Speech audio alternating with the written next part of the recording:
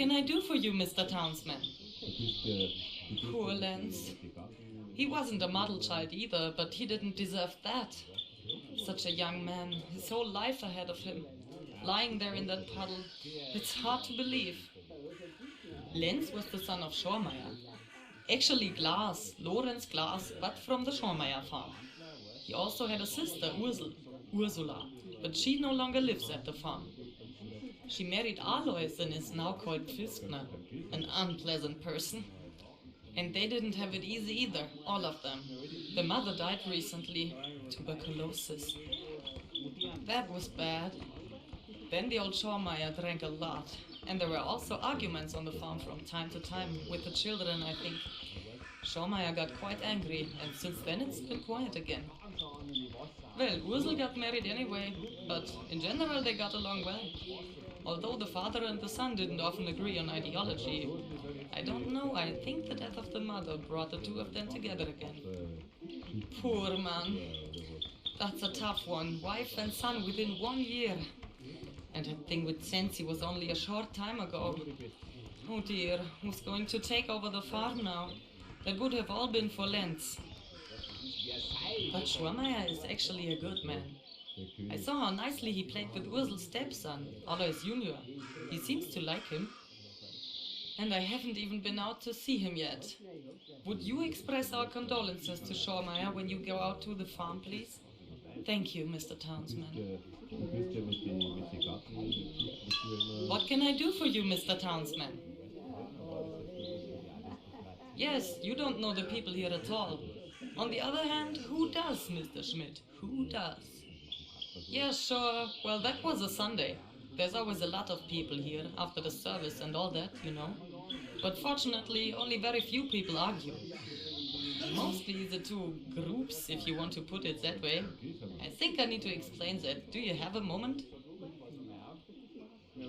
Well, first of all, I have to say that this is a proper inn.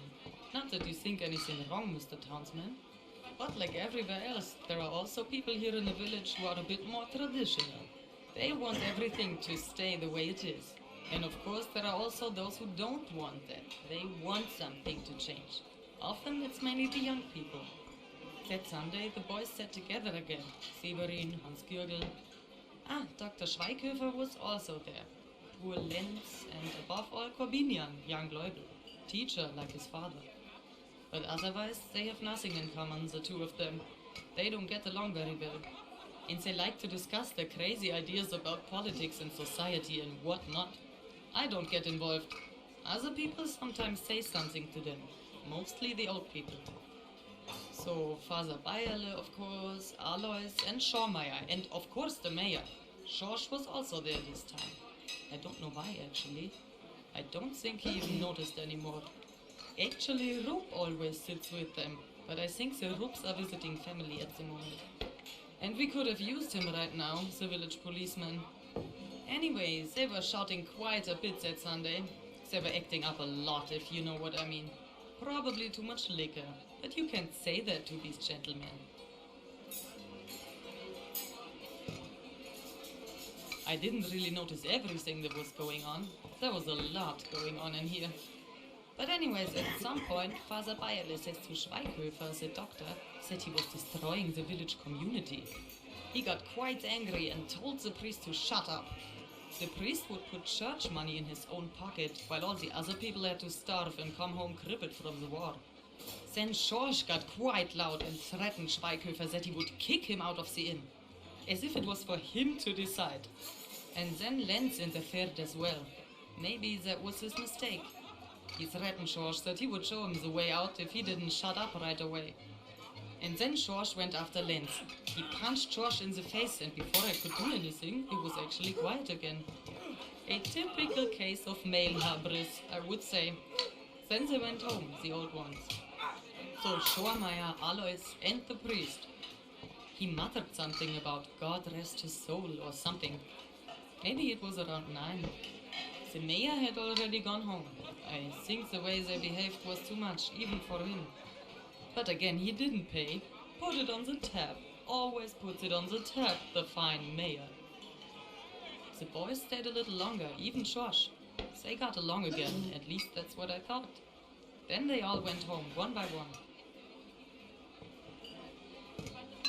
What can I do for you, Mr. Townsman? Well, Corbinian, a teacher like his father, but otherwise quite different as a person. His father is a loud person, and Corbinian has 2 little brothers. His father beats them all badly when they were little, but Corbinian got the worst of it, I think. Sometimes you don't wonder why people go a bit wild, right? I've often heard that Corbinian likes to gamble for money, and unfortunately not so successful either. It's well known that he also likes to drink, and he also has a way with women. He would always find one, but he obviously doesn't want to get married yet.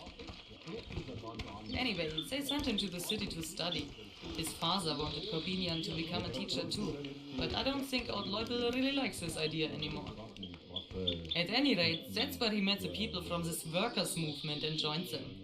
Since then, he has been going around quoting this LaSalle or whatever his name is. I don't think he knows it himself. In any case, it doesn't always sound right as he says it. He also put up some posters with slogans by this LaSalle in the village. Most of them have already been torn down by the militia, but you can certainly still find a few. It doesn't matter. I don't think he's a bad teacher. He brings in a breath of fresh air. Not everyone likes that, of course. The old men in particular are not so receptive to Leupel's ideas. Then there's trouble. He just won't let anyone tell him to shut up. What can I do for you, Mr. Townsman?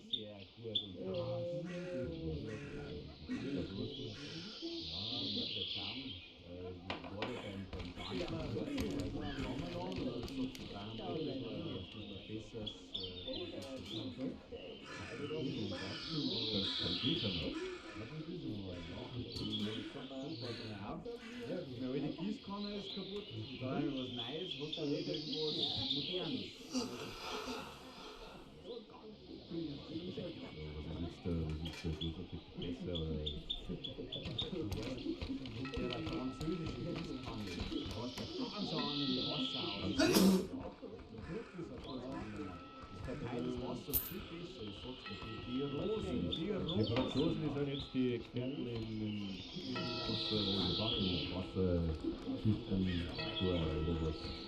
Here? Well, it's the usual. We did a little drinking, a little talking, the usual stuff. Perhaps there was also a bit of an argument. That happens sometimes. One will still be allowed to speak one's mind. What do you want anyway? Do you want to get on my nerves now with your stupid questions? I really don't need that right now. In a fight? It certainly wasn't like that. We just had a bit to sort out. It happens. It's part of the game. Pack fights, pack gets along. That's what they say. My dear, don't get on my nerves with your stupid questions. Are you from the press or what kind of person are you? It doesn't matter, just leave me alone.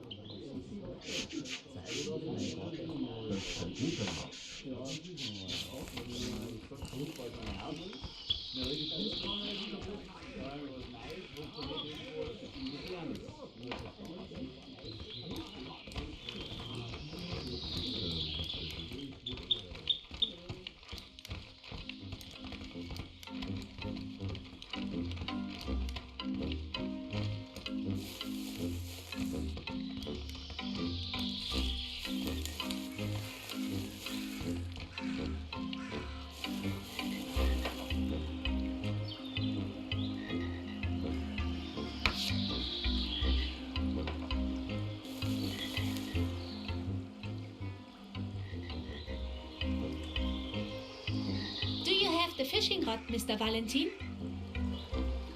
Thank you very much, Mr. Valentin. Do you know, Mr. Valentin, it's been a long time since somebody was so nice. Would you say that we are friends? That's very nice.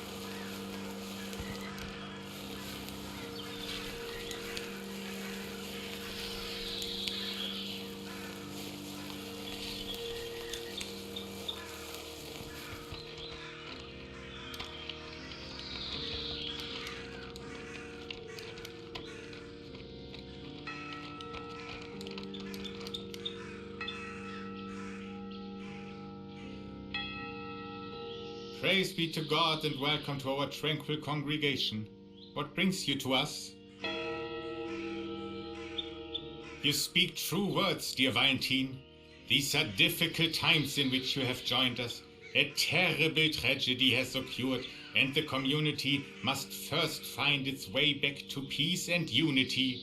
But can I help you in any way?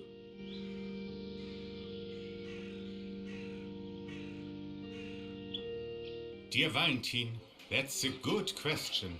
Actually, it was a Sunday like any other. We had a beautiful mass, and afterwards, people here like to get together in the pub. I usually join them too, and sit with the important decisions makers of the village. Just a normal Sunday. Unfortunately, we also have a few younger members of the community who often go overboard in an unseemly manner in the pub. Unseemly, I tell you. Unfortunately, that was also the case on the Sunday in question. These troublemakers sat about 2 tables away from us and got louder and louder, louder and louder until you could hardly hear your own words. Some of them certainly had too much to drink. Well, God bless hops and malt. And so, I was faced with a great responsibility, namely the responsibility to keep the peace in the village as the leader of the spiritual community. Of course, this also includes peace in the inn, especially in the inn. After all the war, we need peace again. My well-meaning but admonishing words, however, were only met with scorn and derision, unreasonable refusal, boorish behavior. By God, you can't call it. Our dear George could not bear this ungodliness in his heart. The young man was so animated with courage in his attempt to defend me and the church against this boorishness. It was a real delight to look into his shining eyes. Of course, I wanted to calm him down again. Forgive even the guilty, said our Lord Jesus Christ. And then everything happened very quickly. All of a sudden, George was standing at the table of the scoundrels and called them to account. The rudeness with which these louts met him can hardly be put into words. Rudeness, I tell you, dear Valentin. Of course, we did not get involved in this barbary, so we settled our debts with the good Mrs. Gschwendner and went our separate ways. God sees all sins. I prayed for those louts that very night, that the Lord God would forgive their impudences. Impudences. Of course, let me know at any time if I can help you, dear Valentin. Now, I think I need to smoke my pipe. Just take the exit in the north of the cemetery, right by the church. Then you will come out right by him. Of course, I don't want to blacken any parishioners, but Mr. Leubel, Corbinian, our village teacher, must be mentioned. Must. L-O-I-B-L is how you spell him. He was sitting there with Schweighöfer, Lenz from Schormeyer's farm, and Hans Girgel. These troublemakers sat there and spouted their insolence. In the past, there would never have been anything like that. In the past, even young people had respect for the dignity of the church and the office. But these louts don't know anything like that. Respect and decency, impudent scum. But of course, I will also include these people in my prayers and ask the Lord for forgiveness of their sins. Of course.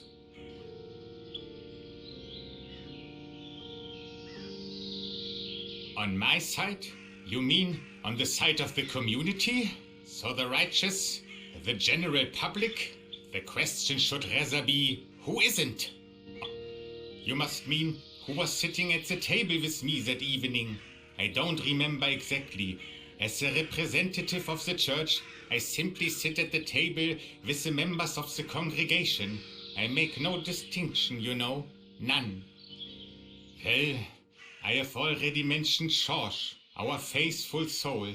Alois was also there, and the mayor, of course. But I could also be mistaken. As I said, I make no distinction. Just take the exit in.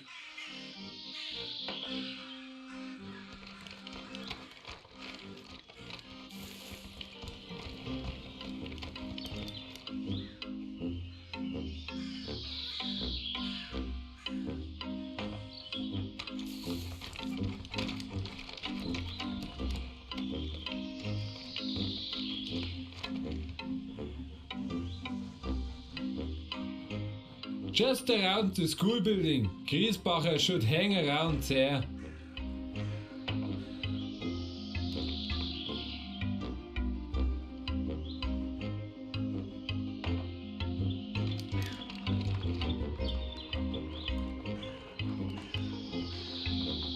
Pins?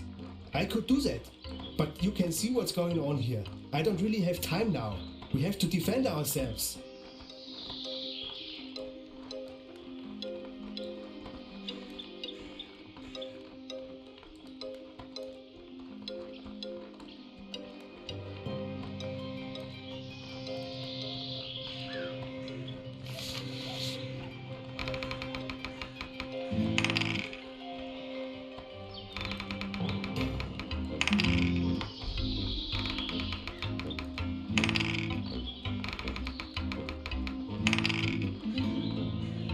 You are right.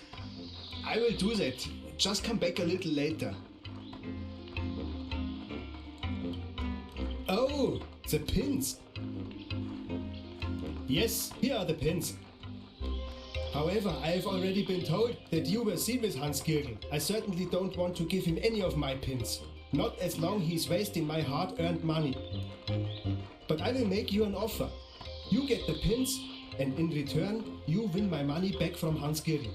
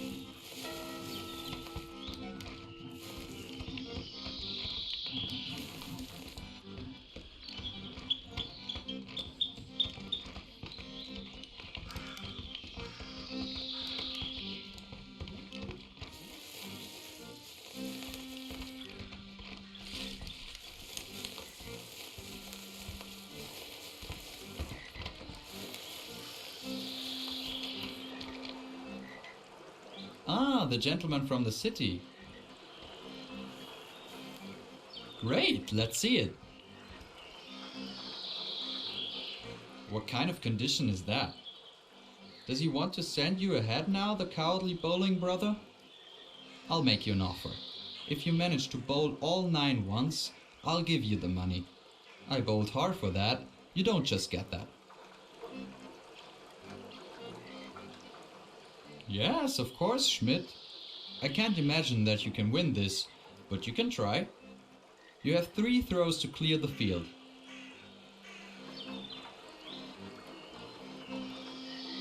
Here are some balls for you to bowl, but don't throw holes in my lane. This is bowling, not throwing.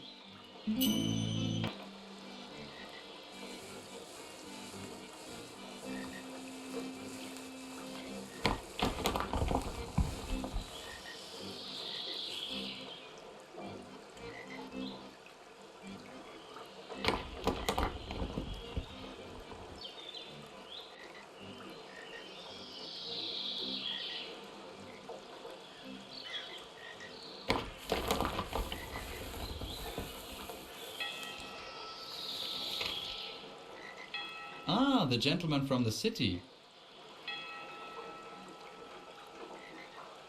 All right. Here's the money. Please tell Severin that I didn't mean it. We can bowl together again at the next fair. Yes, of course, Schmidt. I can't imagine that you can win this, but...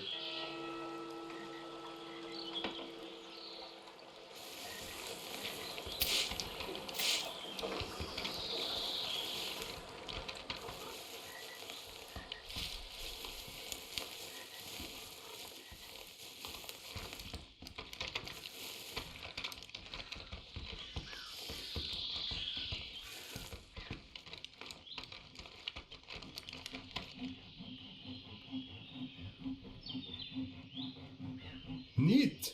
I didn't think you could do it. Hans Kirgel is a very good bowler. But the pins would actually be worth much more than a few pennies. Let him practice. I'm looking forward to seeing him smash the Niederding Hartingers at the next folk festival.